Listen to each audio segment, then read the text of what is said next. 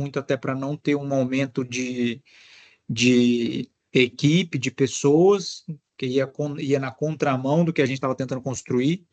Então, aqui havia essa necessidade de se ter uma solução, ou aplicar alguma solução que nos fizesse ter um pouco mais de eficiência. Então, enxergar o problema, tomar ação, controlar e criar uma rotina de controle e cultura nesse sentido. Então, foram os grandes 4 pilares aí que motivaram nós a aplicarmos soluções como essa, tá? E aí eu queria, professor, abrir aí para o pessoal, eu acho que pegando um pouquinho do que eu comentei, acredito que muitos aqui possam se identificar em controles, muitas vezes, em Excel, controles manuais, controles aí, falta de visibilidade, muitas vezes uma dificuldade de comunicação com o departamento financeiro ou com outros departamentos, dificuldade de ter visão de como que está a saúde financeira do seu departamento. Então, eu queria abrir aí, não sei se alguém se candidata, mas para nos trazer aí situações que vive ou se entende que, de fato, a realidade geral é essa, como que queria alguém aí para compartilhar um pouquinho que se identifica aí com esse cenário. Gente, vamos lá, fiquem à vontade de participar aí, comentando a sua situação.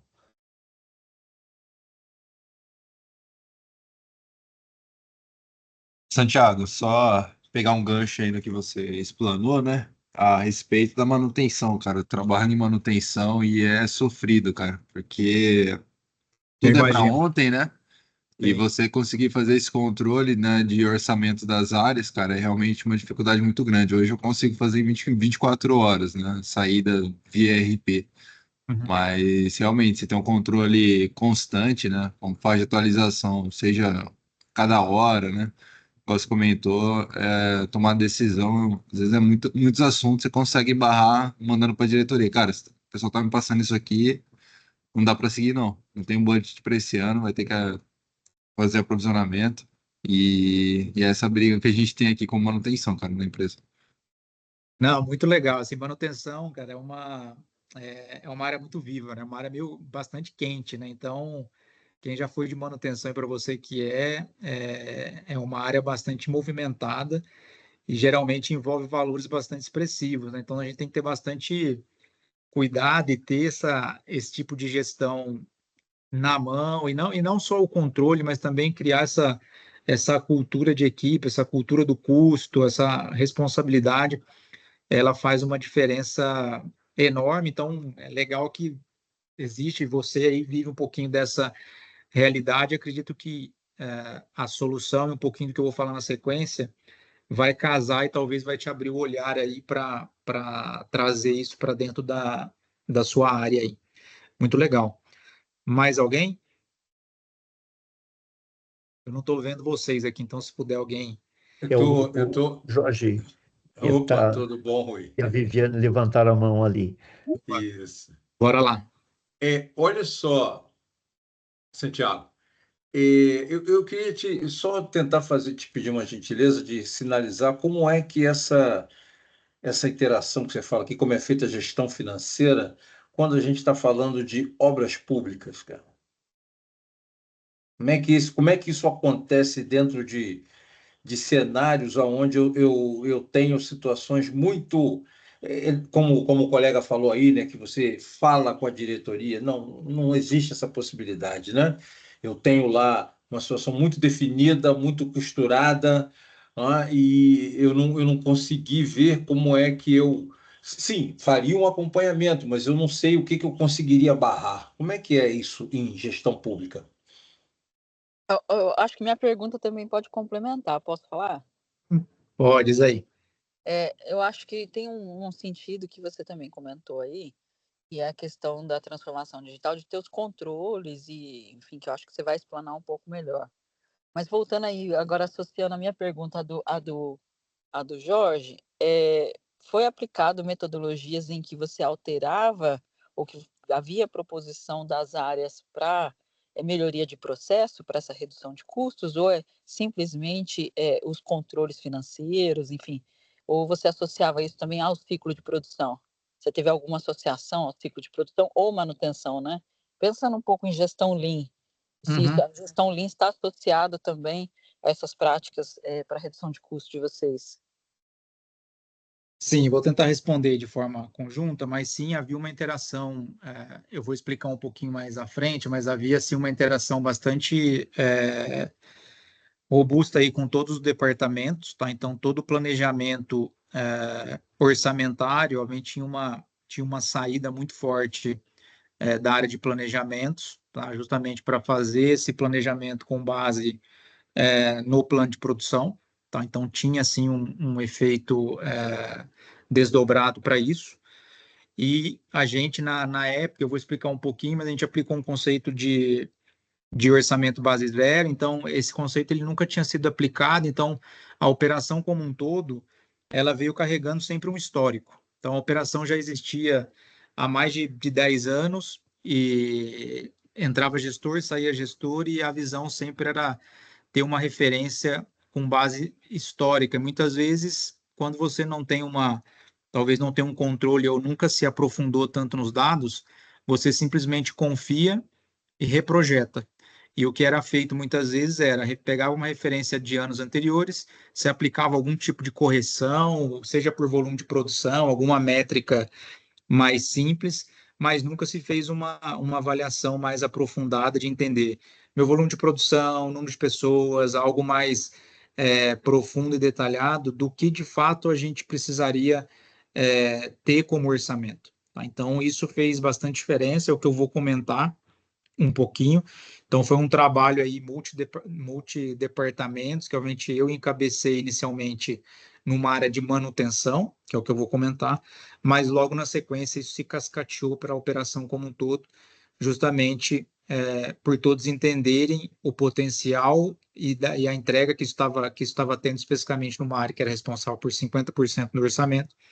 Então, isso acabou que envolvendo aí praticamente toda a empresa, e aí todos esses pontos foram colocados, tá? Não só pontos, obviamente, financeiros, mas inputs aí de áreas de pessoas, jurídico, então teve uma série de inputs para justamente conseguir fazer essa construção, parametrização de tudo isso, entender como um todo todos esses dados, para de fato chegar em algo consolidado, tá? Quando a gente fala de OPEX, envolve uma série de departamentos, então esses alinhamentos e definições são bastante importantes. Quanto à obra pública, eu particularmente não tenho tanta experiência com obra pública, então minha carreira toda ela tem sido muito focada na área privada, mas entendo que sempre vai existir um orçamento, alguma referência para isso, né? E aí o que é importante se fazer é ter bem definido, e imagino que dê para fazer da mesma forma, seja com uma solução mais robusta ou não, mas uma vez bem definido o seu orçamento, sua planilha orçamentária, PPU, o que seja, de estabelecer suas atualizações, entender de onde esses custos, qual o fluxo desses custos, para de fato ter um controle. E aí, se a gente se você aí no caso vai trazer alguma solução de BI, ou alguma outra solução até mais simples, um simples controle, aí vai de situação para situação, mas eu acho que parte muito de ter um orçamento bem estabelecido. A gente sabe que muitas vezes é complexo isso e depende de cenário, mas uma vez bem estabelecido, ter um controle bastante refinado e garantir que os números estão sendo controlados, né? Que não está se perdendo nada.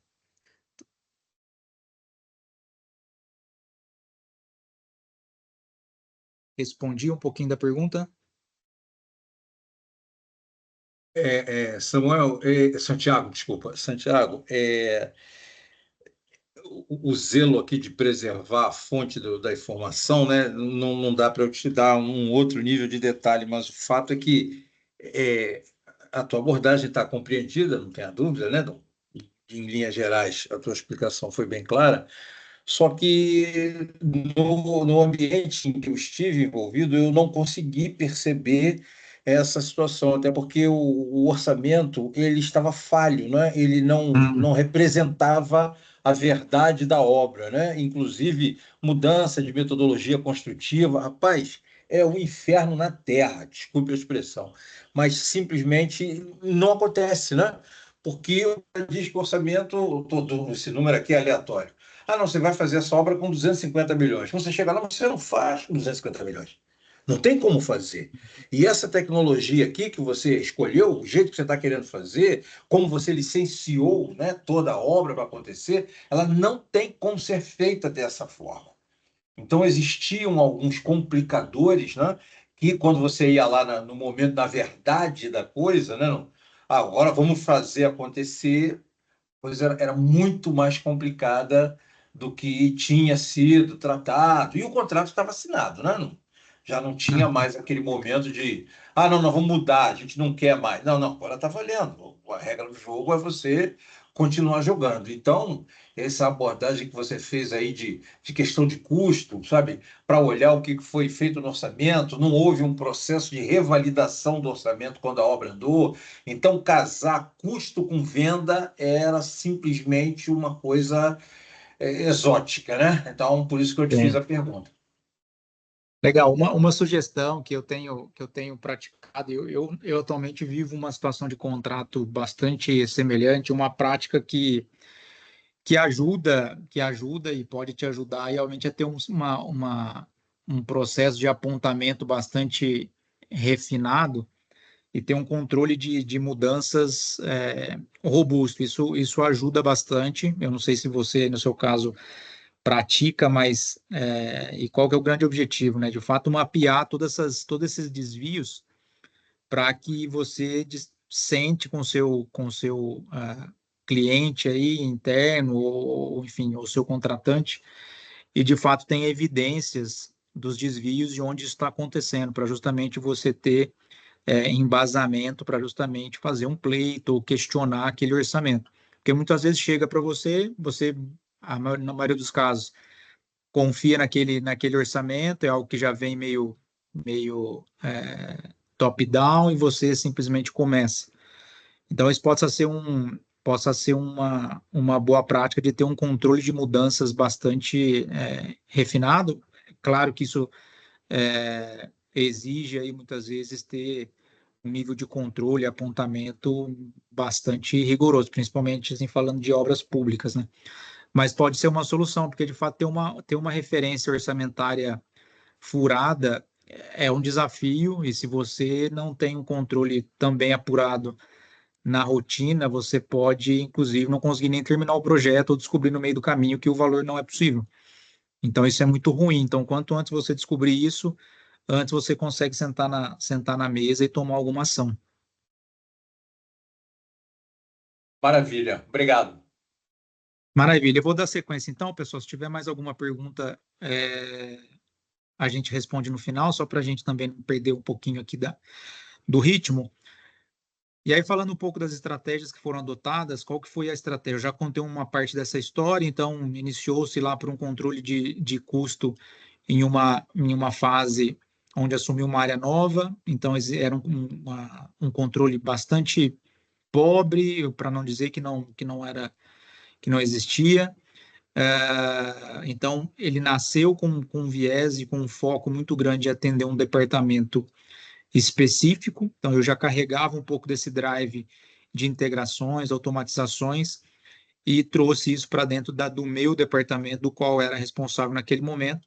E isso, obviamente, ganhou uma força muito grande na medida que eu comecei a demonstrar, entregar resultados diferentes, até porque eu tinha a visão dos meus custos e de tudo que acontecia em vias financeiras de forma diária. Claro que para isso houve toda uma estratégia, uma definição de equipe para isso, então era uma área era uma área de manutenção, então era uma área que tinha um viés muito de equipe, muito operacional, alguma coisa tática, mas pouco estratégica. Então, eu fiz algumas reorganizações justamente para trazer um pouco desse viés, um pouco mais de tecnologia, de dados, justamente para fazer uma construção de equipe um pouco mais atrelada a isso, com esse viés, tá? Então, foi necessário esses ajustes, até para tracionar de forma mais rápida todas essas iniciativas que eu tinha na cabeça naquele momento.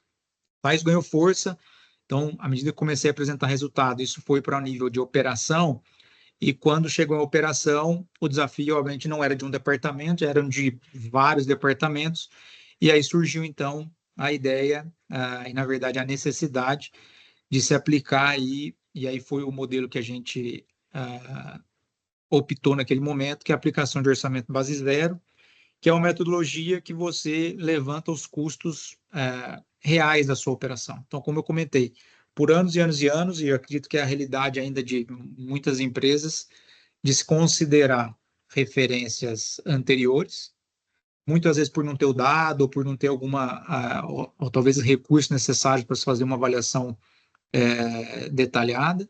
Então, se pegava orçamentos históricos, se aplicava alguma correção com alguma métrica de produção, no caso, ou com algo nesse sentido, e se reprojetava o próximo ano, os anos seguintes. Tá? Isso com certeza carregava erros, grandes desvios. Então, naquele momento onde se tinha necessidade de desafiar o nosso orçamento e entregar um resultado melhor em termos financeiros, a gente aplicou essa metodologia. Então, desdobramos essa metodologia para toda a operação, tá? Explicando o que era a metodologia. Então, cada um, obviamente, foi para os seus departamentos e foi buscando detalhar e, de fato, medir. Ok, minha área vai produzir, minha área produtiva tem uma produção de um volume X, então eu vou precisar desse headcount, desses materiais. Então, fazendo um cálculo bastante profundo para, de fato, medir qual que era a real necessidade de orçamento daquela área. E claro que o histórico servia como referência, né? Até porque você partir do zero, ele é muito complicado. Então, na prática, o nome orçamento base zero ele é muito bonito, mas na prática ele não é tão simples assim. Então, a gente, obviamente, tinha um olhar muito grande em construir um orçamento sem tentar ser influenciado pelo histórico, mas ele servia como uma base, e foi esse o método que a gente seguiu. E uma vez isso estabelecido, isso se desdobrou, então, numa série de governanças a toda a liderança. Então, tudo isso era muito novo para a operação, uma cultura de custos muito baixa, e claro que quando você traz um modelo e coloca todo mundo para pensar e fazer conta, é natural que todo mundo comece a enxergar e entender um pouco mais de forma aprofundada o que acontece financeiramente em suas áreas. Então, teve uma governança bastante robusta, como eu comentei, foi algo que a gente sabia que ia envolver várias áreas, então uma comunicação bastante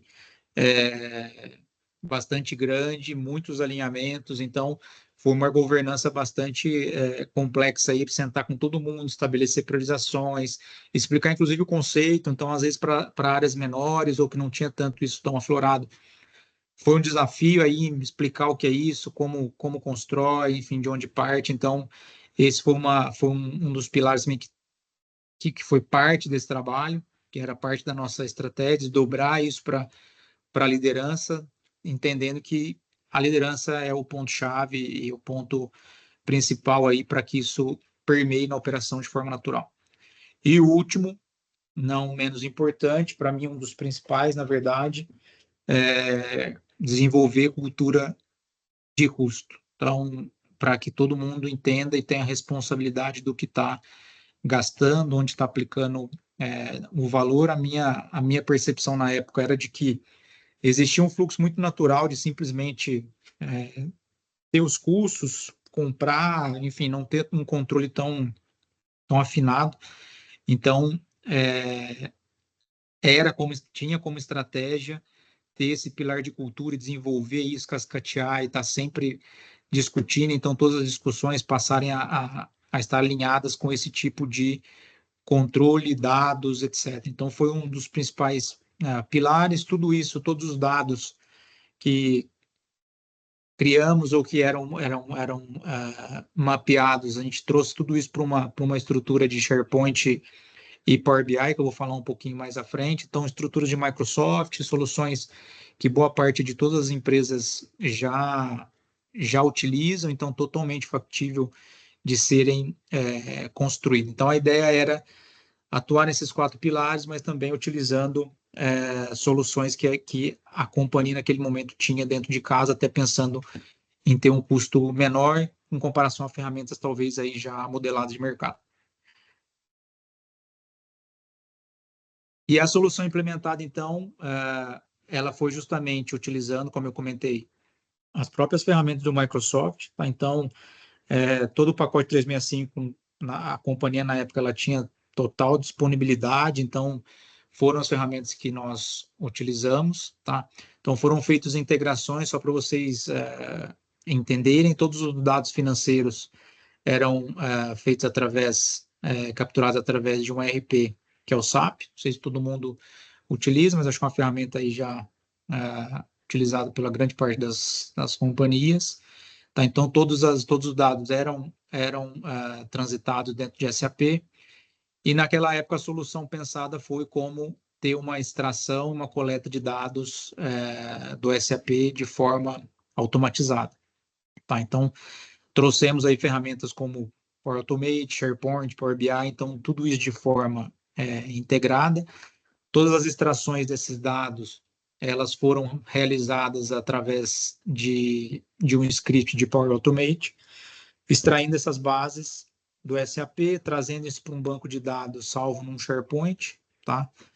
E esse SharePoint alimentando esse Power BI aí de forma rotineira, diária. No caso, toda essa estrutura estava com uma atualização aí hora a hora, então de hora em hora todas essas contas e todas essas máscaras e esse script rodava justamente para trazer visibilidade praticamente em tempo real, tá? Novamente, quando numa área operacional, um número de notas, ela não transita tão rápido assim de hora em hora, mas como eram muitos departamentos com alguns fluxos diferentes, a gente optou por isso para justamente ter visão completa. Então, uma vez que pingou um pedido que uma área fez uma solicitação de um pedido específico, automaticamente aquele departamento já tinha condição de ver a nota, de ver qual o pedido, quem solicitou, etc. Então, o que acontecia muito na prática era de muitas vezes acontecer um desvio ou surgir algum pedido, algum custo em um centro de custo que era meu ou de outro, logo ser identificado, logo uma ação já ser acionada, e muitas vezes ou era engano, ou era de alguma forma tentando alocar custo em um centro de custo indevido, então já se tomava ação imediata, já se corrigia, então a gente passou a ter uma visão, um controle bastante robusto, tá? Então, qual foi o fluxo, né, dessa solução? Então, como eu comentei, aplicação do orçamento base zero, então todo mundo nos seus departamentos, levantando todas as informações. Foi necessário, como não se tinha um orçamento, não tinha uma cultura de construção de orçamento tão natural ainda, foi necessário ter toda uma organização orçamentária, então levantar todas as contas, estabelecer toda a organização desse orçamento, estabelecer um template padrão, levantar todos esses dados históricos, distribuir para todo o grupo. Então, boa parte dos departamentos não tinha o hábito de acessar os seus dados no RP, no SAP, ou alguma coisa nesse sentido. Sempre, a maioria deles ficava, vamos dizer, dependente a uma emissão de um relatório para o setor financeiro de forma quinzenal ou mensal. E isso, então, foi nessa primeira etapa. Fizemos todo um levantamento de histórico, compartilhamos esse histórico com todo mundo e dizer, ó, camarada, esse orçamento é o dado histórico, na verdade, da sua área nos últimos anos, então aqui você encontra uma série de informações, e aí cada um podia consultar, fazer alguma análise específica, tá? E aí, logo na sequência, então, toda a preparação de orçamento, estruturação, né? Aquela primeira estrutura que, no passo 1 ali, que foi definida, isso voltou de uma maneira, voltou isso para o meu departamento, no caso, para que isso fosse consolidado, para que a gente tivesse uma versão final. Foram rodadas e rodadas de aprovação e desafios, questionamentos, não concordo com isso, concordo com aquilo, rodadas com diretoria, etc., justamente para chegar numa versão final de orçamento base zero. Então, chegamos numa fotografia final, falando, ok, esse é o orçamento que a gente vai partir, está aprovado. Uma vez feito isso, tinha o outro passo que era justamente agora entender como que toda essa base orçamentária seria alimentada e e teríamos aí todas as extrações com relação a SAP. Tá? Então, o relatório, o report da época financeiro, ele era bastante complexo, basicamente tinha algumas pessoas tinham um entendimento bastante aprofundado, então tinha contas lá que eram desconhecidas, então foi feito um trabalho de levantamento de todas as transações do SAP, um detalhamento para todos os departamentos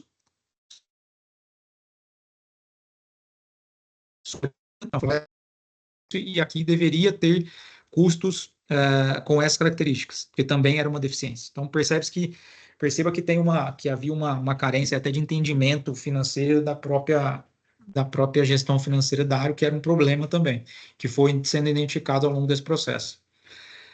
Então, logo na sequência, junto com tudo isso, levantamento de todo o fluxo e transformação do dado. Então, para quem trabalha aí com SAP, conhece um pouquinho o Migmiro, o fluxo da nota, por onde passa, por quais departamentos passa, quando que ela entra no sistema, quando que ela vira alguma transação diferente. Então, foi feito todo esse trabalho justamente para entender e garantir que nós não estávamos deixando dado ou esquecendo nenhum dado para trás, que era uma preocupação.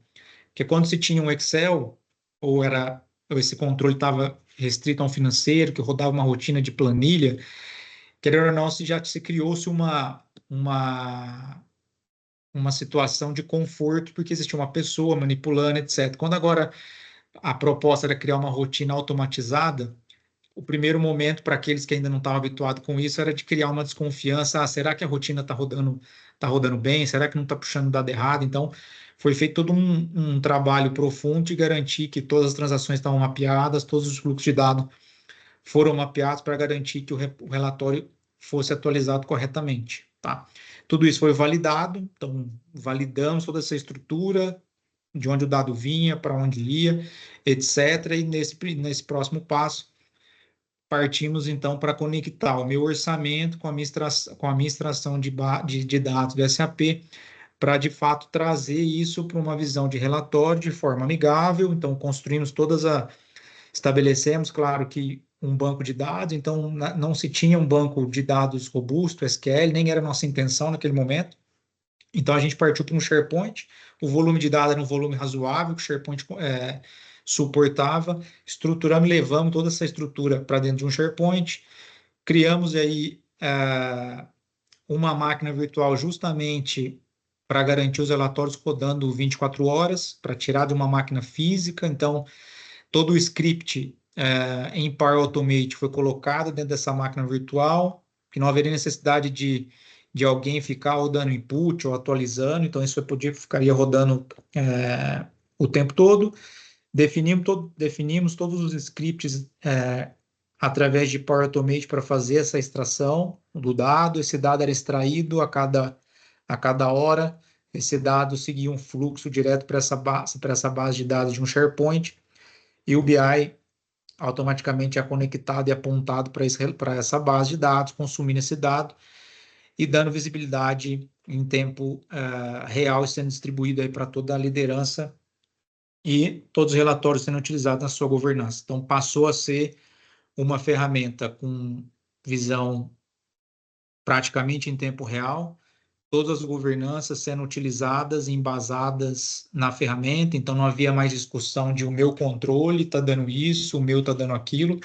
Então, a referência geral de todas as áreas passou a ser esse controle, e realmente trouxe uma série de benefícios. Então, em termos técnicos, foi um pouquinho do passo a passo que a gente fez, tá? Em termos de solução tecnológica ou de ferramentas, essas quatro ferramentas foram as ferramentas utilizadas, tá? Realmente SAP, RP, é um RP, pode ser que você utilize aí do seu lado algum outro, tem TOTUS, tem alguns outros, mas nada impede de seguir o mesmo modelinho, a mesma ideia. Então, um script em Power Automate que é uma ferramenta aí low code, que tem uma série de facilidades, também é possível criar scripts para extrair dados de outras fontes.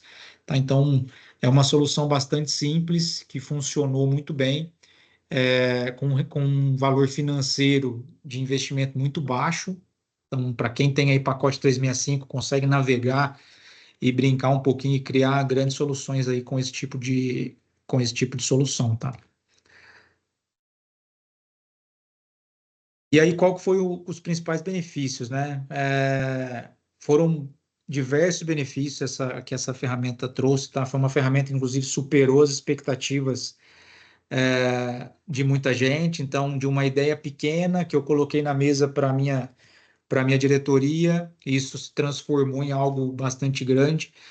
E foi justamente nessa escalada aí, de fato, para a operação que foi possível atingir aí, ter reduções de 20% nas principais contas, tá, da operação. Então, existia contas aí bastante importantes, conta de energia, que inclusive não tinha um sistema de medição tão aprofundado.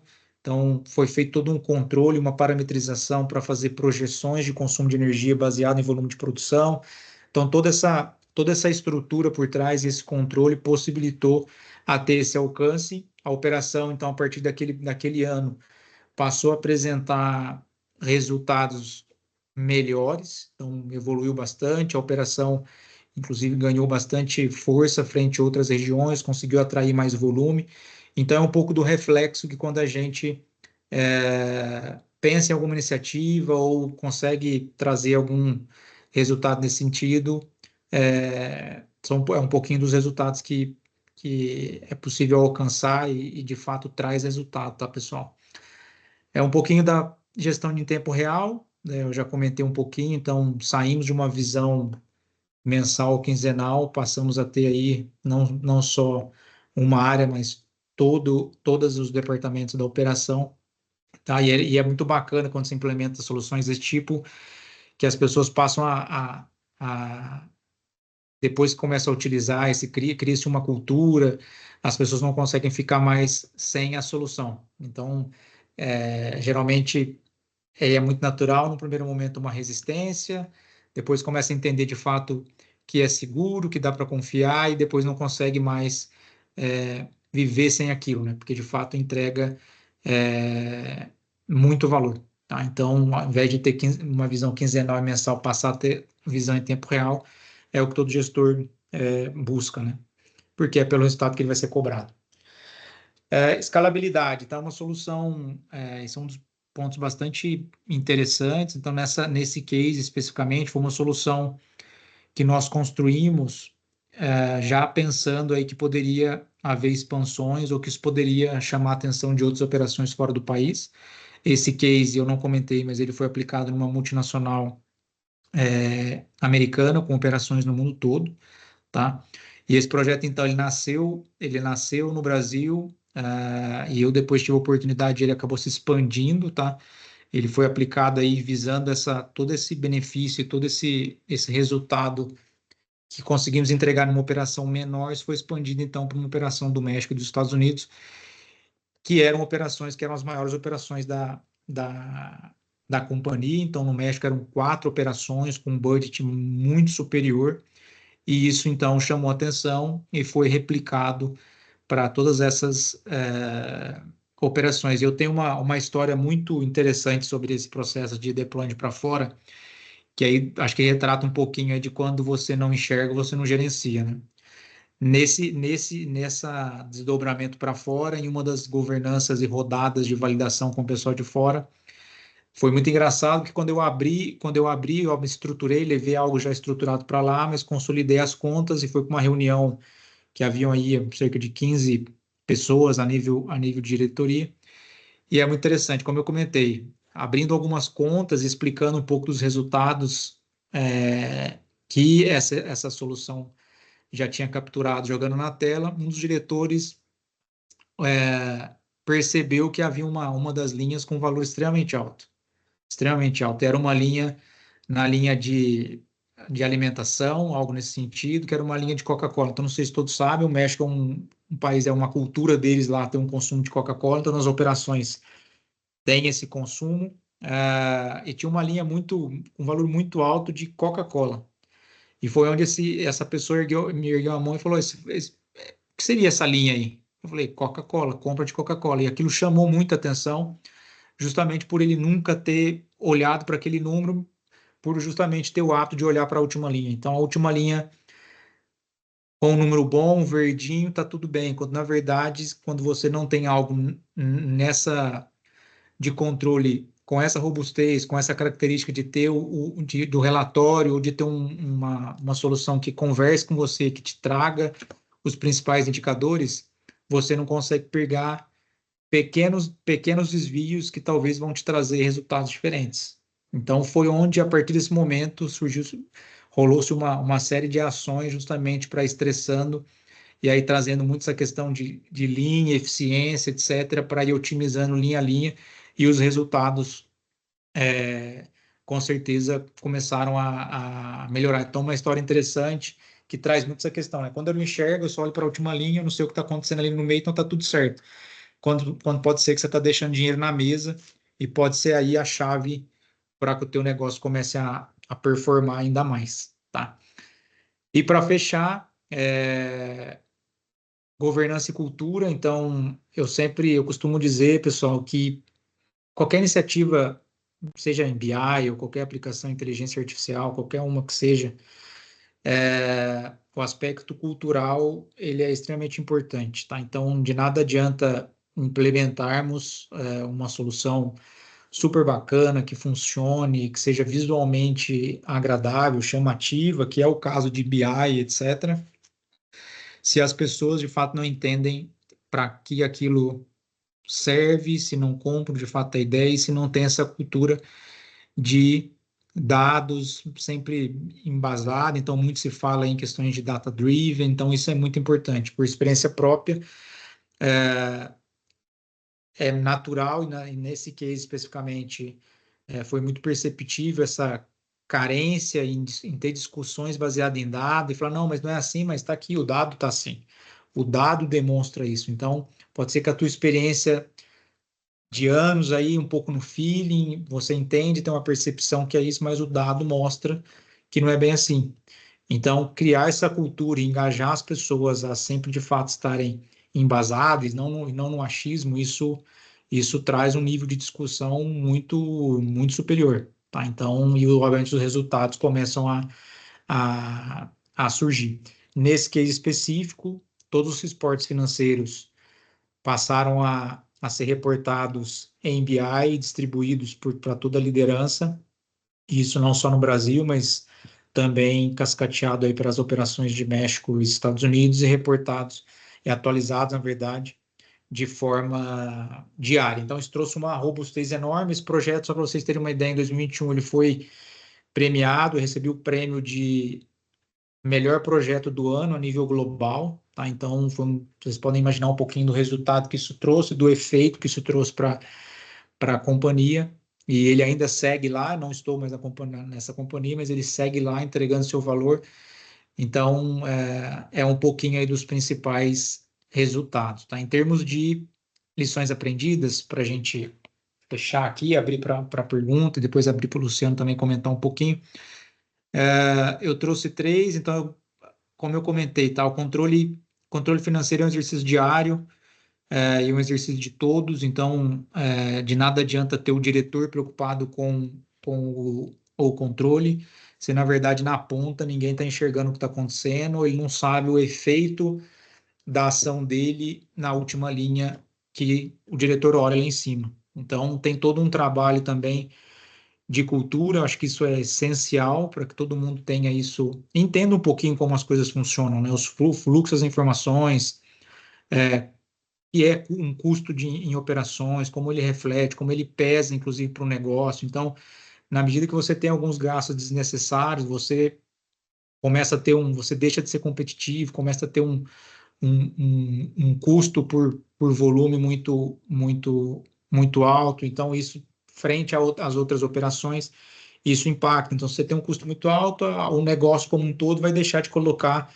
volume ou, enfim, produto para você produzir, e vai levar para outro lugar, porque em linhas gerais o negócio quer produzir com o menor valor possível. A gente sabe que existem regiões aí que têm um custo bastante atrativo. No caso lá, nós tínhamos operações que competiam muito com a gente, que eram operações principalmente no México e China. Então, aqui era um exercício nosso bastante forte de ser competitivo. Então, criar esse processo de aculturamento ele é muito importante de forma diária. De nada adianta também ter visão quinzenal ou mensal de algo que é extremamente importante, que aí, quando acontecer alguma coisa, você já não consegue tomar ação, a não ser enxugar os impactos, tá?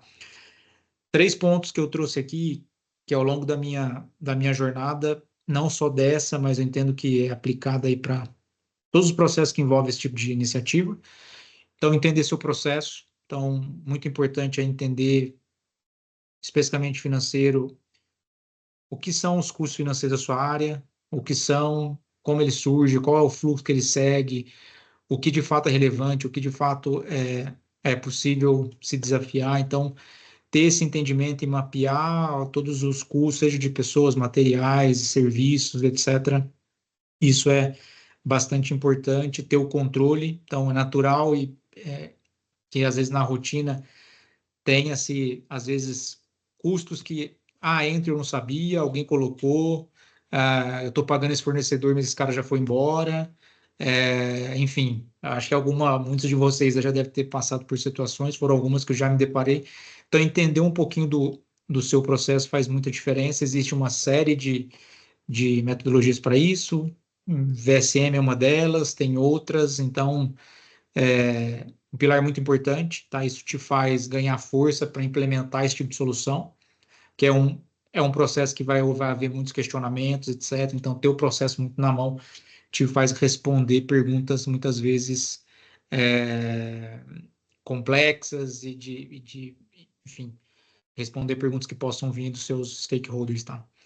Entender seus dados. Então, o que fez muita diferença foi, de fato, entender o dado, não simplesmente trazer para o relatório, mas, enfim, entender na fonte, entender de onde ele vem, o que é.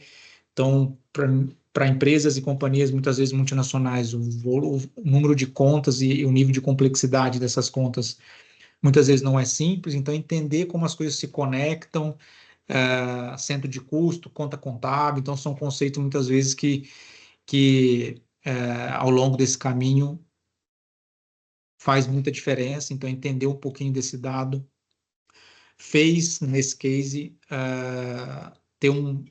dar um pouco mais de tração a essas aplicações e, enfim, acelerar muito a implementação desse tipo de solução, tá? E, para fechar, a questão de influenciar pessoas e resiliência, que para mim é um dos principais pontos também. Então, como eu comentei no comecinho, foi uma solução que começou pequena, numa área que não tinha assim, não haviam iniciativas nesse sentido na operação como um todo, não só no Brasil, mas de forma globalizada. Então, nasceu de uma ideia pequena, que começou numa área, que implementou que nasceu de uma dor, com uma solução que havia dentro de casa, com os recursos corretos, bem contratados, com o skill adequado para aquilo, começa a dar resultado. Foi o momento, então, que eu coloco isso na mesa para a diretoria, e, obviamente, isso chama atenção, isso se desdobra para operação, não só no Brasil, para outros países. Então, isso é um pouquinho de como influenciar pessoas através de todos esses 2 primeiros passos, e para que isso tudo aconteça, resiliência. Então, quando a gente fala de financeiro, muitas vezes somos questionados e vamos receber pergunta difícil, questionamento. Então, na medida que você entra na casa, entra num departamento do seu colega, obviamente, quando se trata de financeiro, é um tema muito sensível. Então, por que você está olhando isso? Por que você está questionando isso? Sempre foi assim. Então, coisas que a gente ouve, mais uma vez, que isso está alinhado de forma corporativa e passa a ser uma prioridade da companhia naquele momento. As coisas são barreiras aí, na verdade, que são necessárias ser transpostas. Resiliência é muito importante, acreditar na solução. Então, eu já venho de alguns anos trabalhando com isso, então eu acreditava muito nisso, acredito muito, sei do resultado que isso pode entregar. Então, isso fez muita diferença. Então, em já conhecer, saber que entrega, etc. Então, acho que essas 3 primeiras lições são as que eu trouxe aqui para vocês, tá? Espero que vocês consigam ter enxergado alguma semelhança, alguma correlação com o departamento, ou com o ambiente onde vocês estão inseridos. Mas é um pouquinho, então, de como foi esse case, tá? Um case que entregou muito resultado, um case muito legal, que continua na companhia, então entendo que foi, inclusive, um legado, tá lá, já, obviamente, criou um pouco mais de robustez e segue. Então, para quem tem interesse, enfim, pensam em dar esse primeiro passo, confiem que o resultado com certeza ele vem. Então, o Luciano tem uma frase muito emblemática aí que eu aprendi com ele há algum tempo atrás. Então, pense grande, comece pequeno. Então, não necessariamente que você não tenha aí um RP ou uma solo ou todo o pacote 365. Muitas vezes é possível começar com algo mais trivial, entregando pequenos valores, tendo pequenos quick wins, etc., para justamente demonstrando valor e ganhando força. Então, você demonstra, dá um passo, demonstra um pouco de valor, a companhia entende que você pode mais e vai te alimentando, e nisso já te libera algum investimento, e aí a coisa começa a tomar forma até que você consiga implementar soluções como essa, ter parceiros, como no caso eu tive aí da LM, ainda tenho.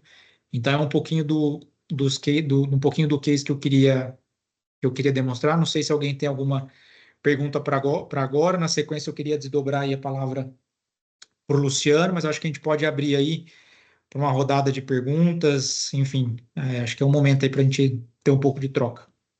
Certo. A Viviane ali está com a mão levantada, então podemos passar a palavra para ela. Eu imagino que ela tem uma pergunta. Oi, Olá, boa Viviane. noite para você. Tem uma pergunta assim. Acho que o primeiro ponto que você colocou aí já agora no final é que a empresa não tinha um RP estrutura, não fazia utilização do RP, né? Não sei se é uma empresa de capital fechado, se é uma empresa, não sei qual é o porte da companhia. Essa é a primeira pergunta, né? Se a empresa, quando você implementou essas estratégias de dar visibilidade dos custos, né? Eu acho que isso o que eu consegui extrair assim de mais relevante às vezes uma Coca-Cola que ninguém está vendo é onde pode ter um grande desvio. E assim, olhando Exato. seja obra pública, seja obra privada, seja quando você não dá visibilidade das informações, muitas vezes o número é muito superficial, né? Você não consegue encontrar na fonte, da raiz ali qual é o problema. Então a primeira pergunta é se é uma empresa que não tinha RP ainda estruturado, e Uhum. aí você veio com essa solução, essa transformação digital, vamos dizer assim, que você implementou o RP, usou o Microsoft 365 e o Power BI para dar visibilidade dos dados que já eram praticados. Então, o segundo ponto, se a questão do OPEX ele estava muito defasado e por isso você teve essa redução de 20%, esse 20% é um valor comparativo ao OPEX de um ano anterior, de um ano antes de ter essas implementações, ou ele foi diminuindo depois ao longo dos anos seguintes, né? Não sei quanto tempo foi de implementação e de acompanhamento e monitoramento desses ganhos, né? Mas se isso foi 20% foi logo de cara no primeiro ano, e aí você teria talvez uma defasagem de OPEX, ou se nos anos seguintes você continuou tendo reduções expressivas dessa. Legal, boa pergunta. Só respondendo então a primeira, a companhia ela já tinha um RP implementado, o SAP. Só que qual que é o ponto? Boa parte, você vai encontrar no mercado aí boa parte das empresas que tem um RP robusto, um SAP, um TOTUS ou qualquer que seja, mas não utiliza a ferramenta para de fato trazer visibilidade. Eu acho que o detalhe é naquele cenário e ainda vejo essa dor no mercado, tá? Então, as companhias têm um RP robusto, têm o dado, mas não sabem utilizar ou não conseguem, de alguma forma, modelar e dar uma visibilidade de forma clara do que está acontecendo. Então, de nada adianta ter o dado, mas o dado está numa planilha que você não entende, com 2.000 linhas, quando na verdade você E não consegue ainda, capturar. E ainda você tem uma equipe de gestão econômica que fala assim: não, eu passo aqui o mês inteiro trabalhando, não consigo entregar, porque eles ficam muito mais tentando tratar um dado que às vezes nem é uma Exato. informação relevante.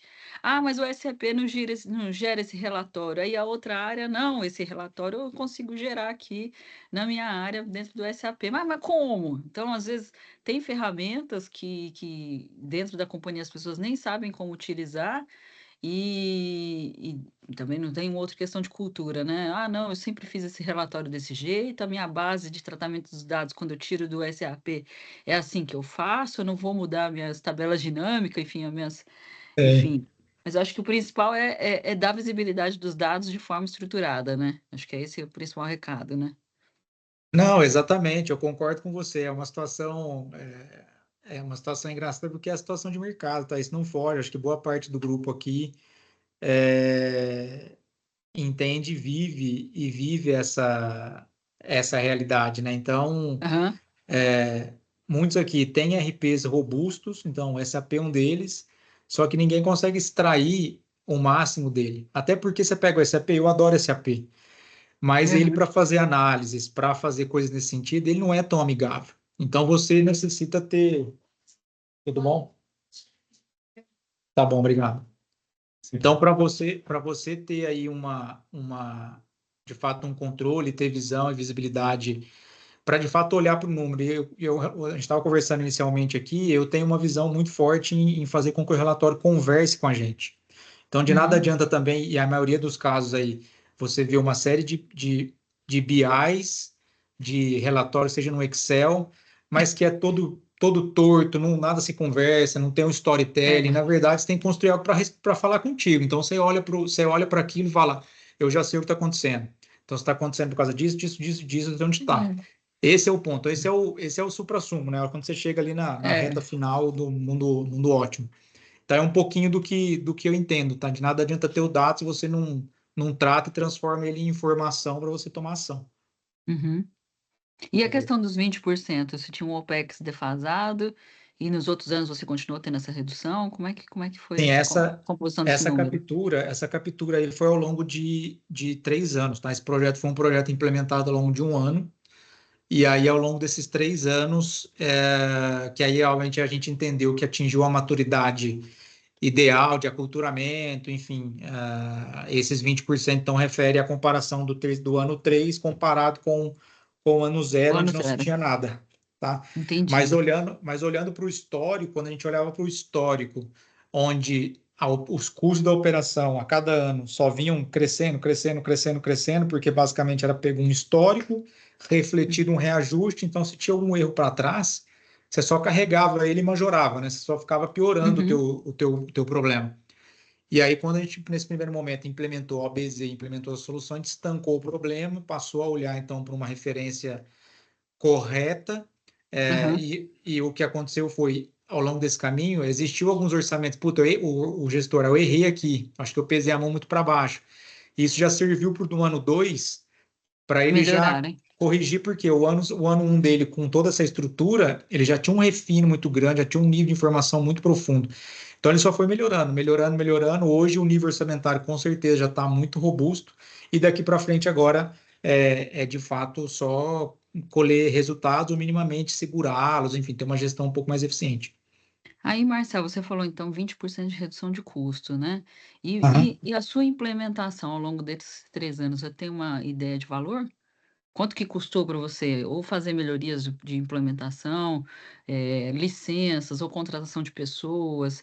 Esse número rodou em torno de qual percentual em cima do valor que você tinha, né? 20% de redução e você Uhum. implementou, você teve um acréscimo, né? Vamos dizer assim, você precisou implementar quantos por cento desse valor como itens de melhoria, ou esses 20%, imagino que não, né? Que esses 20% não está contando o seu Uhum. desembolso aí nesse período. Sim, em termos de investimento, eu comentei no início, todas as soluções, e era um viés nosso utilizar soluções que a gente tinha dentro de casa, justamente para não ter esse custo com uma ferramenta de mercado, que muitas vezes você paga por licença, tem um custo muito alto. Aham.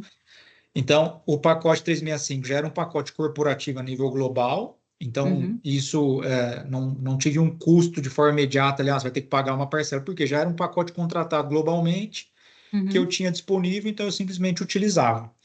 Para a aplicação de algumas soluções, a gente teve alguns custos de consultoria, então a LM suportou em algumas iniciativas e praticamente eu tive a contratação de um recurso, como eu comentei, eu estruturei a minha equipe muito com esse foco e com um viés para ter pessoas capacitadas e um time robusto para dados. Então, para de fato, então eu construí uma equipe com basicamente 2 pessoas, então não tinha essas 2 pessoas, então foi um acréscimo de recurso financeiro que eu incluí na área, porém, com o ganho de resultado que eu tive, eu consegui reduzir mão de obra operacional. Então, inclusive, tive mais benefício, então eu trouxe um pouco, eu trouxe um pouco de custo, mas retirei bastante. Mas em termos de valor exato, eu não vou saber te precisar, mas eu diria que foi menos de 100 mil reais, com certeza, olhando só para os custos de ou consultoria, ou algum ajuste, ou alguma coisa nesse sentido, tá? O recurso era um recurso que já estava diluído na minha operação, mas pegando para o benefício, para um orçamento de 60 milhões anuais, para uma redução de 20% ao longo de 3 anos, Sim, falando em 100 mil reais, isso não é não é praticamente nada. nada, né? É Praticamente nada. nada. Não, eu fiz a pergunta porque eu imaginei que você talvez estivesse olhando como uma operação agora estendida, né?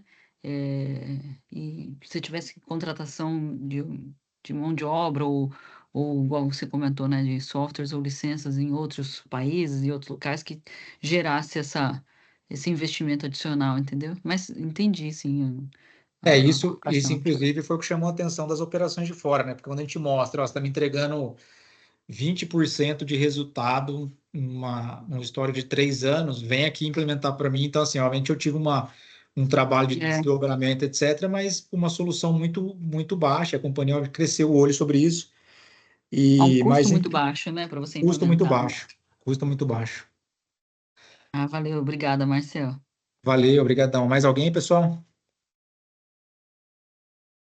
Gente, como participar, não deixem de colocar sua pergunta aí para tirar proveito dessa oportunidade. Isso aí, Luciano, se quiser também comentar um pouquinho, cara, pontuar alguma coisa aí, fica à vontade, cara. Ah, sim, legal, Marcel. Enquanto, né, o pessoal quiser fazer perguntas aí, pode ir preparando aí, né, que a gente tem mais alguns minutinhos, 12 minutinhos para até o final. Bom, pessoal, o Marcel explicou muito bem aí, né, o desafio, né, o que foi feito. E aí a minha missão aqui é dizer para vocês, pessoal, dá para fazer muita coisa com pouco recurso, tá? Então, o Marcel falou, o orçamento dele. É claro que para a gente foi muito menos que isso aí que ele falou, né? Tô até pensando aqui, poxa, poderia ter cobrado mais, tal. Brincadeira, Marcel. O cara Mas- entregou, Pois entregou é, ouro. pois é, Viviane. Mas não, pessoal, o que eu quero dizer, né, que vocês têm em mente que dá para fazer muita coisa. O Marcel citou o Microsoft 365. Essa é a pegada nossa da LM. A gente potencializa, né, o máximo possível das ferramentas que as empresas hoje já pagam, já têm disponíveis, né? Então a gente fala do 365. O Marcel usou SharePoint, que é uma baita ferramenta, o Power Automate, né, que é automação, workflows, baseado em low code. O que é low code, pessoal? É a pegada da transformação digital. Hoje você tem ferramentas que empoderam as pessoas, os trabalhadores, colaboradores, a desempenharem eles mesmos algumas automações. Então, dentro do 365, a gente tem o Power Automate, que você cria workflows, uma série de tarefas que são manuais na maioria das empresas, vai por e-mail, ele preencheu alguma informação, aí eu tenho que ir lá e ver, complementar com outra. Então, a gente automatiza isso tirando horas, né, HH das pessoas para fazerem isso e automatiza. E não foi nesse caso, mas tem o Power Apps também, que a gente desenvolve algumas aplicações, telas, por exemplo, para coletar informações e aí, junto com o Power Automate, a disparar ações. Então, essas ferramentas, Power Apps, Power Automate e mais o Power BI, né? Que é as 3 ferramentas nós chamamos de Power Platform, que é o que a Microsoft denomina. Dá para se fazer muitas coisas, pessoal, muitas coisas. E assim, os quick wins que o Marcel falou, vamos tirar as horas das pessoas, né, com operação muito braçal, muito manual, e dar mais visibilidade, né? O Power BI veio aí e tá super, pegou super bem para a gente gerar indicadores, para a gente gerar dashboards, né, mais ricos, mas tem que se fazer um trabalho anterior, né? Ou seja, o tratamento dos dados, a estruturação, as conexões, né? Nada adianta eu ter um dashboard maravilhoso, mas eu gasto 18, 20 horas para eu alimentar esse dashboard. Então, a gente pode automatizar com extrações automáticas do ERP, seja do SAP, colocar robozinho ali, colocar alguma inteligência já para tratar a informação, né? Dar informações um pouco mais apuradas, né? Com o poder computacional que a gente dispõe hoje. Então, basicamente é isso. Nós apoiamos o Marcel, né? Estamos aqui em Nova Lima, já trabalhamos com o Marcel já há alguns anos. E esse é o recado que eu queria passar para vocês, pessoal. Dá para fazer muita coisa com pouco recurso. Pense grande, comece pequeno e cresça rápido, tá? Isso dá muito certo, funciona muito, pessoal. É isso. Obrigado por tudo aí, pela oportunidade de compartilhar um pouco de conhecimento e estamos à disposição. O professor Rui tem os nossos contatos, se precisar esclarecer dúvidas, estamos à disposição. Obrigado, turma. Tá certo. Gente, tentando sumarizar aqui o que foi comentado, né? Então, veja, o SAP ou seus equivalentes, né, TOTOS, independente de fabricante, ele tem a capacidade de uma coleta e organização de dados de tudo que se imaginar. Então, muitas vezes eu tenho toneladas de dados, mas eu não tenho a visibilidade desses dados. Então, poxa, eu tenho coleta de dados na minha planta de produção, na minha operação, na logística, em compras, na área contábil, na área de engenharia, materiais, etc, etc, né? Mas se alguém fizer uma pergunta, a grande prova da verdade, no meu entendimento, é o seguinte: faça uma pergunta sem aviso para algum gestor sobre uma coisa importante dele. Ele consegue responder sem perguntar para ninguém, talvez consultando uma tela, você tem gestão. Quando você não consegue isso, você parece que tem gestão, você tem só sistemas, não tem gestão de verdade. Então, cuidado com ter muito dados, mas não ter efetividade desses dados, esses dados trazendo alguma coisa concreta para você. O outro lado da moeda, de repente eu tenho dashboards lindos e maravilhosos, parece, digamos assim, uma tela de cinema com a riqueza de cores, representação, formatos, etc. Mas, gente, estamos com prejuízo. Como é que está o nosso projeto? Está adiantado, está atrasado? Ou como é que está a nossa operação? Ninguém consegue responder, porque aqueles gráficos bonitos e elegantes não têm conteúdo real. Tá? Então, os dois pecados são Muito mortais. bom. Representar bem o que não faz sentido, não, o que não tem cunho estratégico não faz sentido, não te traz nada. Ter milhões de dados, mas não conseguir extrair alguma coisa num pacote gerencial, seja em que nível for, no nível mais estratégico, no nível mais operacional, que tem que estar conectado. A estratégia, nada mais do que a estratégia verdadeira é ela aplicada, né? Não é em plano. Estratégia não é plano, estratégia é ação. É transformar plano em alguma coisa concreta. É dizer que eu vou fazer tal coisa e dar conta de entregar aquilo ali. Não só dizer, né? Estratégia não é somente um plano, sem desmerecê-lo, né? Mas passa em transformar planos em ação. E como o mundo real, né? Veja, quem há um mês atrás poderia dizer tudo o que está acontecendo na economia nesse instante? Acho muito pouco provável, né? As dinâmicas no mundo atual são gigantes e inesperadas. Quem não tem gestão afunda.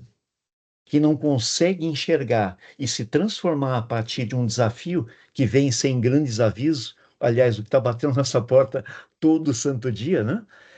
Por exemplo, no início do ano eu escutei de muita gente boa que o dólar ia para 7. Eu tenho dúvidas desse número. Ou seja, dúvidas no seguinte sentido: eu não sei se vai para 7 ou se vai para 5. O que é muito pior, né? Se ficasse claro que ia para 7, a gente estava fazendo ações concretas de se precaver para isso. Se soubesse que ia para 5, da mesma forma. Mas como pode ir para 5 ou para 7, uau, se eu não consigo ter uma gestão efetiva, eu afundo, né? Gente, esse é o momento do século XXI. Não estou dizendo que isso é agradável, que é maravilhoso, mas nós estamos num navio que está sofrendo tantos ventos, correntes marítimas, etc., que a gente não sabe de verdade onde está. A incerteza é enorme, né? Eu acho que a semana passada aí, né, por exemplo, só ontem à noite uma companhia como gigantes internacionais caíram 13 a 15% em valor em um dia. Nós tivemos destruição de valor nos últimos 3 dias, só nos Estados Unidos de mais de mais de 6 trilhões de dólares, só nos Estados Unidos. No mundo eu chutaria um número perto de uns 20 trilhões. Eu não consigo achar uma pessoa que dissesse isso uma semana atrás disso. A gente vê o quanto a gente está exposto a navegações perigosas, né? No mundo dos negócios, no mundo da nossa carreira profissional, a gente precisa enxergar o nosso mar aí, né? Não dá para peixe e as dinâmicas precisam ser de alguma forma interpretadas condizentemente, né? Por isso essa experiência que vocês trouxeram, Marcel e Luciano, né?